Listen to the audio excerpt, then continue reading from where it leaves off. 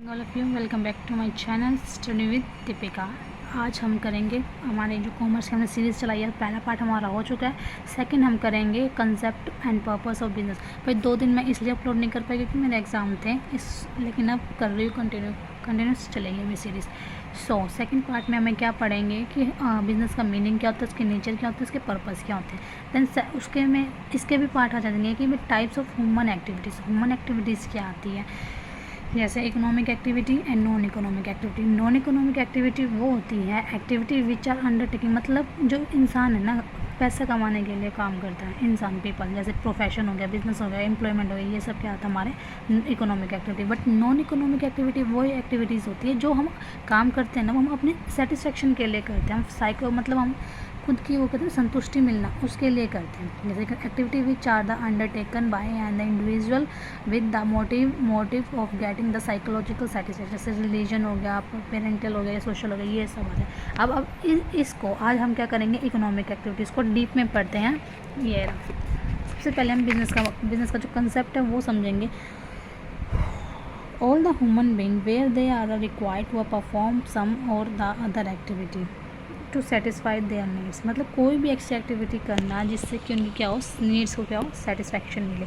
They pursue different occupation, जैसे अलग अलग काम करना होता है, टू अर्न लेबर मतलब कमाने के लिए, जीने के लिए, and to get some psychological satisfaction. ठीक है, जो मैंने पहले बताया था वो एक्टिविटीज़ आती है। जैसे activities which human being undertaken are known as human activity, जो वो एक्टिविटी जो इंसान करता है ना उसको क्या हम बोलते हैं, ह्यूमन एक्टिविटी बोलते हैं। But some of the activity, कुछ एक्टिविटीज़ होती हैं undertaken to earn money but other are perform to the drive personal satisfaction. हम बेशक पैसे कमाए लेकिन हम पैसे वैसे लगाते हैं उसमें, लेकिन हम किसके लिए, हम पर्सनल सेटिस्फेक्शन के लिए करते हैं। And on examination of the human activity one can be that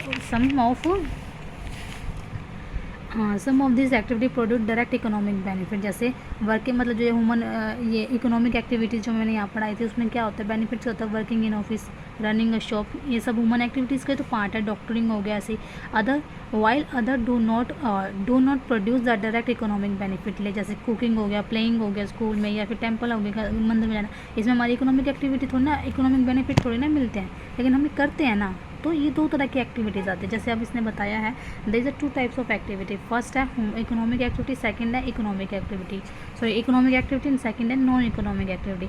and then first आती है economic activity which are undertaken by people, वो एक्टिविटी जो इंसान करते हैं with the object of learning money, किसके थ्रू, मतलब क्या ऑब्जेक्ट होता है उनका, अर्निंग मनी के लिए, are known as economic activity. ठीक है, the purpose of the activity are concern with the production होगी, जैसे प्रोडक्शन करना, एक्सचेंज करना, डिस्ट्रीब्यूट करना गुड्स और सर्विसेज को, क्या होती है, इकोनॉमिक एक्टिविटी।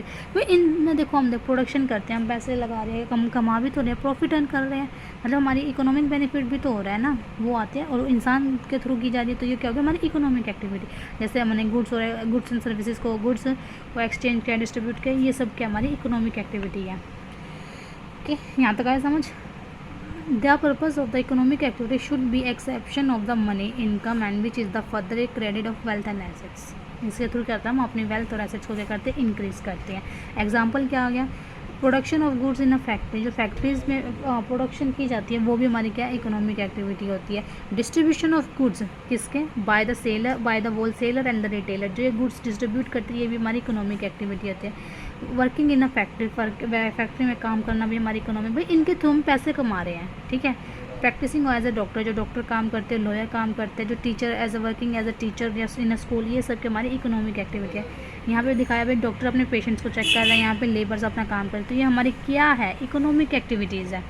ठीक है, अब इकोनॉमिक एक्टिविटीज़ में ना 3 टाइप्स आते हैं, जैसे मैंने यहाँ बताया था आपको, इकोनॉमिक्स एक्टिविटी के 3 टाइप्स होते हैं। पहले बिजनेस होता है, प्रोफेशन होता है, देन एम्प्लॉयमेंट होती है।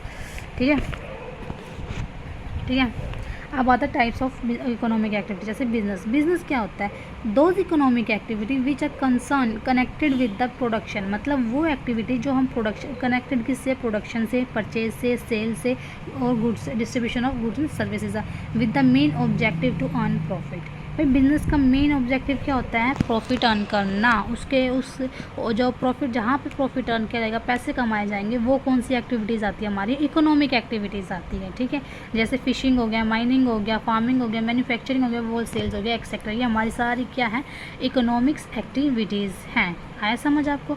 और अगर आपको कुछ भी ना समझ आए तो प्लीज़ मुझे कमेंट बॉक्स में करें, कि कमेंट बॉक्स में रिप्लाई करें, मैं आपको रिप्लाई ज़रूर करूँगी भाई, आपकी प्रॉब्लम को सॉल्व करूँगी।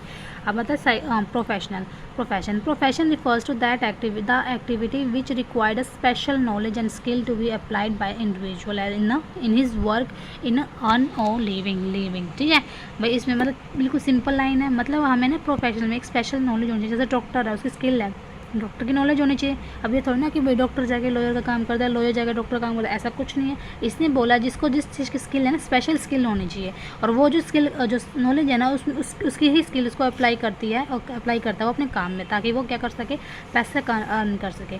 This activity are subject to guideline और the code of conduct laid down the as a professional bodies. ठीक है, मतलब जो ये हम करते हैं ना, जैसे कि प्रोफेशनल होता है हमारा, जैसे टीचिंग का हो गया, लॉयर हो गया या फिर डॉक्टर हो गया, इनके कुछ रूल्स एंड रेगुलेशंस है, गाइडलाइंस है। वो कौन बनाता है? इनकी जो प्रोफेशनल बॉडीज़ है ना, जिस फील्ड में काम है, जिस फील्ड में जा रहे हैं, वो बनाती है, और इन्हें फॉलो करना पड़ता है। The people who are engaged in profession as a non professional, जो प्रोफेशन में ज़्यादा जब उनको क्या बोलते हैं, हम प्रोफेशनल बोलते हैं। एग्जाम्पल होगा lawyer as a professional engage in the legal professional gone by the bar council of India. ठीक है, लीगली जो लीगल प्रोफेशन हो गया, जो लॉयर होते हैं उनको क्या बोलते हैं, वो लीगल प्रोफेशन होता है। ठीक है, डॉक्टर को क्या बोलते हैं, who is the medical profession, भाई किस प्रोफेशन में काम करते हैं, मेडिकल प्रोफेशन में। Government gone by the medical council of India. यहाँ तक समझ आया आपको? अब आता है एम्प्लॉयमेंट भी तो एक प्रोफेशन होता है। Employment refers to an activity in which individual work regulate for the another person and get remuneration in return. मतलब जैसे कोई वर्कर है, काम कर रहा है, उसके थ्रू, उसके बदले में उसको क्या मिल रही है, सैलरी मिल रही है, तो उसको क्या बोलते हैं, एम्प्लॉयमेंट मिलते हैं। Those who are employed by other is known as employees. जो बंदा किसी के अंडर रह के काम कर रहा है, उनको क्या बोलते हैं, एम्प्लॉयज़ बोलते हैं। The person who engage other to work regulate from is the employer, जो उसको रेगुलेट कर रहा है, जो उसे बता रहा है भाई काम क्या कर रहा है, उसको वो क्या बोलते हैं, एम्प्लॉयर बोलते हैं। भाई देखो, एम्प्लॉय और एम्प्लॉय में ना, एम्प्लॉयज़ और एम्प्लॉयमेंट कंफ्यूज होने की जरूरत नहीं है। देख, एम्प्लॉयज़ कौन से होते हैं, those who are employed by others, मतलब जो किसी के अंडर रह के काम कर रहे हैं, उनको क्या बोलते हैं, एम्प्लॉयज़ बोलते हैं। और एम्प्लॉयर्स कौन होते हैं, जो किसी को बता रहे हैं भाई तुझे ये काम करना है, ऐसे काम करना है, उसको क्या बोलते हैं, एम्प्लॉयर बोलते हैं। और इसके बदले में उन्हें क्या बोलते हैं, the remuneration paid by the employer, अपने एम्प्लॉय को क्या कहता है, देता है, रेम्युनेशन देता है, और उसको हम क्या बोलते हैं, सैलरी बोलते हैं या वेजेस बोलते हैं। ठीक है, एग्जाम्पल क्या है एम्प्लॉयमेंट का, working in the office, office में काम करना, बैंक में काम करना, इंश्योरेंस कंपनी में काम करना, शॉप में काम करना, as a manager, clerk, peon, salesman, ये सब क्या आते हैं, हमारे एम्प्लॉयमेंट आते हैं। आई बात समझ आपको? अब है ना एम्प्लॉय, बिजनेस, प्रोफेशन और एम्प्लॉय। देखो भैया ना 11 के पॉइंट ऑफ व्यू से ना, आपके पेपर के पॉइंट ऑफ व्यू से 11th क्लास बोल रही हूँ, उनके ना बहुत इंपॉर्टेंट है, तो हमें ये अच्छे से समझेंगे, नो पॉइंट समझेंगे। सबसे पहले आता है बिजनेस, प्रोफेशन एंड एम्प्लॉयमेंट में आता है कंसर्न, मतलब शुरुआत कहाँ से होती है। बिजनेस में commerce with the decision of entrepreneur. ठीक है, क्या होता है, कौन डिसीजन लेता है, एंटरप्रेन्योर लेता है। प्रोफेशन में commence on the completion of a degree, मतलब कॉमर्स कहाँ स्टार्ट होते हैं, जब हम अपनी डिग्री कंप्लीट कर लेते हैं और उसको हमें सर्टिफिकेट मिलता है। एंड द एम्प्लॉयमेंट का कहाँ होता है, जब हम ज्वाइन करते हैं एज अ ड्यूटी, किसके, सर्विस एजेंट के तौर पे, या कहीं भी, मतलब किसी के अंदर क्या करते हैं, हम ड्यूटी ज्वाइन करते हैं अपने। ठीक है, अब क्वालिफिकेशन क्या होनी चाहिए भाई, बिजनेस के लिए ना कोई क्वालिफिकेशन ज़रूरी नहीं होता है भाई, अनपढ़ भी अपना व्यापार, खुद का व्यापार कर सकता है। जैसे छोटी छोटी दुकान होगी कि इन्होंने थोड़ी ना कोई BA MBA का रखी है, वो अपना काम कर रहे हैं ना, तो वो आती है इसमें। प्रोफेशन के लिए भाई एक स्पेसिफिक क्वालिफिकेशन चाहिए होती है, ट्रेनिंग चाहिए, जैसे लॉयर के लिए LLB होती है और डॉक्टर के लिए MBBS होती है, ये सब आती है। ठीक है, एंड एम्प्लॉयमेंट के लिए मतलब वो डिपेंड करती है भाई आप किस तरह के काम पे कर रहे हो। अगर आप एम्प्लॉय हो, मतलब वहाँ पे अगर कंप्यूटर के बेस पे काम कर रहे हो तो आपको कंप्यूटर आना चाहिए, मतलब ग्रेजुएशन होनी चाहिए। अगर आप पियोन के बेस पे काम कर रहे हो तो आपको 10th या 12th तक क्लास होनी चाहिए। तो ये जॉब के नेचर पे बेस करता है कि आपको किस पे डिपेंड करता है। ठीक है, अब आता है investment. Capital requirement depend on the scale of business. भाई कैपिटल रिक्वायर्ड वहाँ होती है, कैपिटल, देखो इसने क्या बोला, investment. Capital requirement depend on the scale of business, मतलब कैपिटल की रिक्वायरमेंट होती है बिजनेस भाई कितना चलाना, हमने किस तरह करना है उस हिसाब से। लेकिन यहाँ पे लिमिट कैपिटल इन्वेस्टमेंट रिक्वायर्ड, मतलब हमें हमारे कोर्स के हिसाब से, जैसे कि भाई MBBS में कितनी फीस लगती है उसके हिसाब से पैसे देना, एक्स्ट्रा कोई नहीं होता भाई इसमें ना। बिजनेस में हमें एक्स्ट्रा भी देना पड़ता है, मतलब ज़्यादा से ज़्यादा रिस्की होता है ना बिजनेस, खुद का काम करना, भाई चले ना चले अलग बात है। लेकिन है ना प्रोफेशन में क्या भाई, कोर्स के हिसाब से हम अपनी फ़ीस सबमिट कर मानते हैं, लेकिन इसमें नो कैपिटल। भाई हम एम्प्लॉय काम कर रहे हैं एज ए एम्प्लॉय, तो हमें कोई भी मतलब कैपिटल या फिर कोई भी पैसा देने की कोई ज़रूरत नहीं होती। अब रिस्क है भाई, देखो बिजनेस है तो रिस्क भी होगा, अनसर्टेनिटी भी होगी, डाउट भी होगा। भाई हम नया नया व्यापार शुरू कर रहे हैं, प्रॉफिट भी होगा, लॉस भी होगा, तो क्या होते हैं इसमें हाई रिस्क होता है। और इन प्रोफेशन मतलब ज़्यादा रिस्क नहीं होता, लिटिल रिस्क प्रेजेंट होता है। मतलब देखो भाई जो हम प्रोफेशन में जा रहे हैं, जिसमें जा रहे हैं, हम कर रहे हैं जैसे MBBS कर रहे हैं, कल को हम जो हमने कर ली लेकिन प्रैक्टिस के दौरान हम अच्छे से ना परफॉर्म कर पाएँ, तो वो भी आता है ना रिस्क, वो थोड़ा बहुत रिस्क होता है। लेकिन इसमें कोई रिस्क नहीं होता है एम्प्लॉयमेंट में। भाई जो हमें काम दिया जाता है बस हमें वही करना होता है, तो इसमें no risk required. Transfer of interest possible with the some formalities. भाई हम जो बिज़नेस है, हम अगर कोई बिज़नेस स्टार्ट कर रहा है तो अपने जो इंटरेस्ट है बिज़नेस का वो अपने रिलेटिव को ट्रांसफ़र कर सकता है थोड़ी बहुत फॉर्मेलिटी करके। भाई इसमें नॉट पॉसिबल। भाई जिसने डिग्री करी है वही उसका काम करेगा, उसके थ्रू उसके मतलब उसके बिहाफ पे कोई भी और आके ये नहीं कह देगा कि मैं उसकी जगह लड़ूंगा या फिर मैं उसकी जगह ये काम करूँगा, नहीं। But not possible transfer of the service conduct, ठीक है भाई इसमें भी यही है, not possible of the transfer in service contract. भाई कॉन्ट्रैक्ट में जिसका नाम दिया गया भाई तुम्हें काम करना है तो वही आएगा। मेन ऑब्जेक्टिव क्या होता है, सबसे पहले भाई बिजनेस स्टार्ट करें, हमारा मेन ऑब्जेक्टिव क्या होता है, अर्न प्रॉफिट। आई बात समझ। और इसमें प्रोफेशन में क्या होता है, मेन ऑब्जेक्टिव क्या होता है, प्रोवाइड सर्विस। हम अपनी सर्विस दे, जैसे भाई जो डॉक्टर है वो अपनी सर्विस देगा, लॉयर अपनी सर्विस देगा, और जो टीचर है वो अपनी सर्विस देगा। मतलब प्रोफेशन का मेन प्रॉफिट क्या होता है, सर्विस देना। और एम्प्लॉयमेंट का क्या होता है, to earn income in form of salary by satisfying the employer, ठीक है।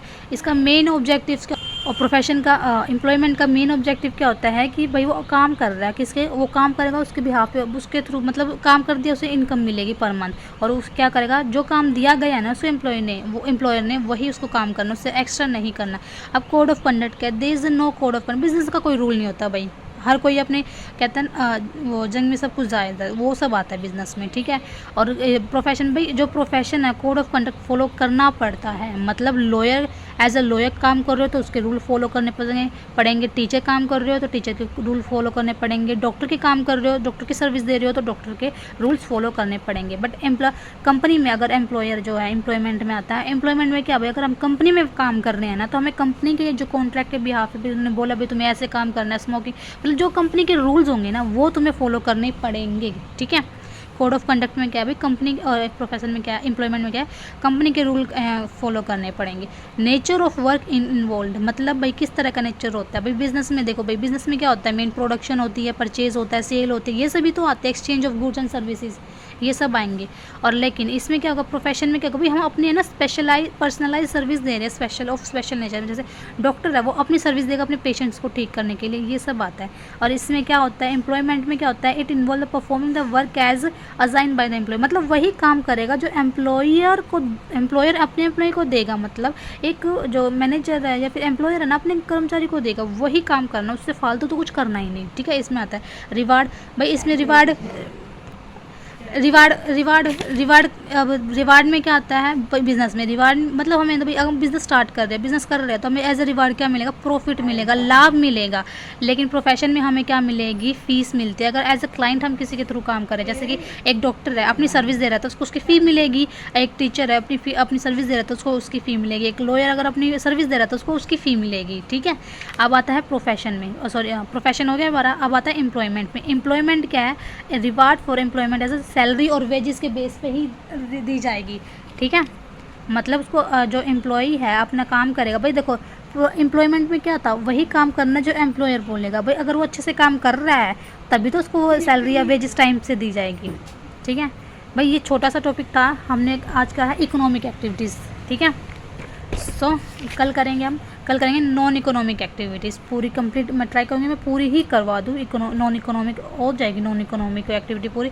सो चलो आज के लिए इनफ, थैंक यू। एंड अगर मेरे चैनल पसंद आए तो प्लीज़ लाइक करें मेरी वीडियो को, चैनल को सब्सक्राइब करें एंड शेयर करें वीडियो को। Thank you.